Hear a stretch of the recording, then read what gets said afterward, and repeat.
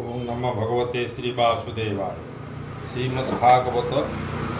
प्रथम स्कंद द्वितीय स्कंद तृतीय अध्याय। तृतीय सुख मुखुषुणी विष्णु भक्ति सारमणि लीला श्रवणे आदर बलिला परीक्ष राजार सुख कहती शुद्ध चित्ते प्रसन्ने नृपति अग्रते शिशुकवाच सुन परीक्ष पुण्य देहा तु मते पचारिलु जा मनुष्य मध्ये साधु प्राणी मरण काले जहा जानी एबे कहिबि ज्ञान सार भगत जनक व्यवहार ब्रह्म तेज को जार इच्छा ब्रह्म भजने तार दीक्षा इंद्रिय सुखे जार भाव से नर इंद्र को पूजीव पुत्र कामरे जार मती से जने पूजा प्रजा पूजे प्रजापति श्रीकामी प्राणी देवा देवी भजे तेजस्मी पूजे ग्रह राजे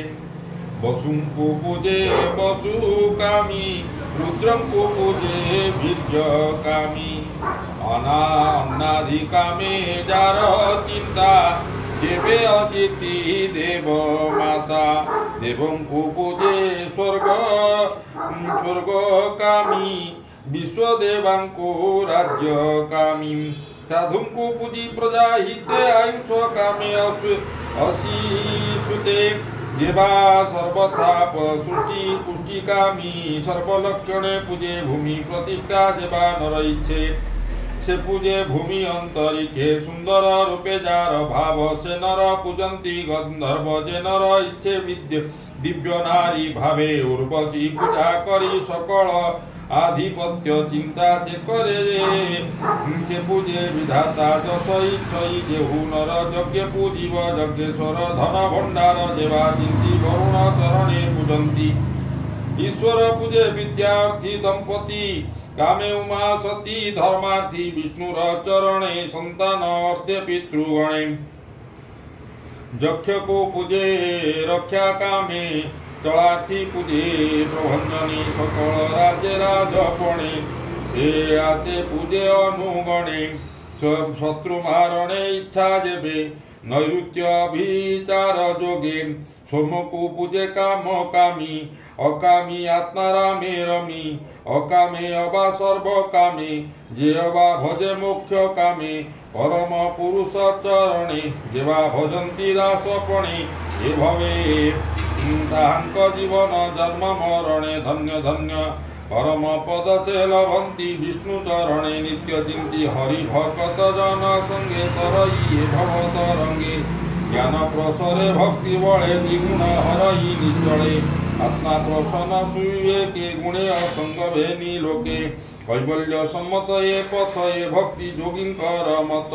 केवा नर से ही भावे आत्मार कैवल्य लाभे धनुकवा जयमंत सुखमुख शुणी से कुरु वीर चूड़ामणि पुणी से अभिमन्यु बला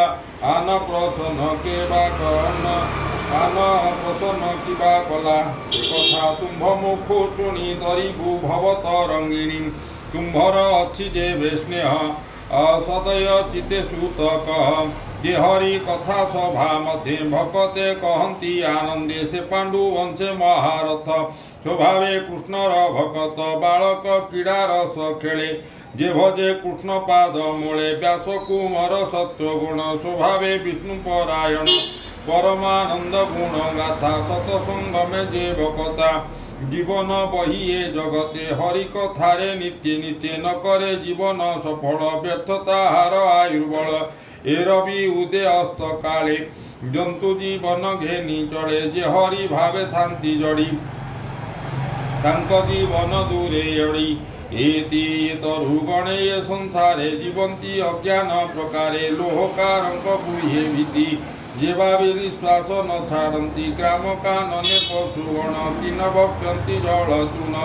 मूत्र पुरुष उत्सर्गन्ति अज्ञान सुखे से जीवंती मानसु कर ओष्ठ घर यांक समान जे नर कृष्णर नाम उच्चारण न शुणे जहार श्रवण ताहार श्रुति जुग कांथे विवरे दिशन्ति जे मन्ते तुंडर मध्य जिह्वा वही जे हरि नाम न भजई दुर्धर बाणी बोली तारे जे हरि नाम न उच्चारे जार उत्तम अंग माझे सुवर्ण मुकुट विराजे पाटव सने बांधी चूल श्रवणे मकर कुंडल से जेबे हरिंकी ननमे जे मुंड बोझ एही श्रमे जेबा सुंदर बेनी भुजे कांचन कंकण विराजे विष्णुर कार्य जेबे नहे प्रथान अस्तिप्राय होए लोचन बेनी तामु मुखे जे हरि मूर्ति न देखे मयूर पुछ बोली तारे से अंध संसार सागरे चरण जुग बहीन रे जेबे न जानती विष्णु घरे ताहांकु बोली वृक्ष दुई से जेने पादे न चलई कृष्ण भक्त पद जेणु सर्वदा न लागे जातनु पवित्र नहे ता शरीर जियंता शबर आकर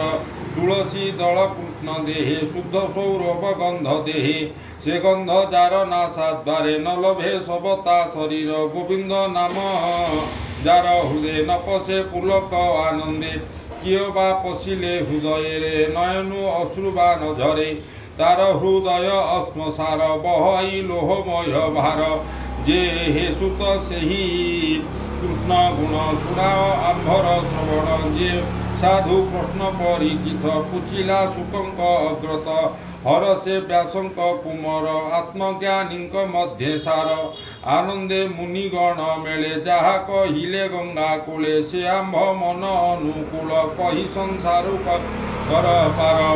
हे हरि चरण पंकजे ब्राह्मण जगन्नाथ भजे गोविंद गोविंद गोविंद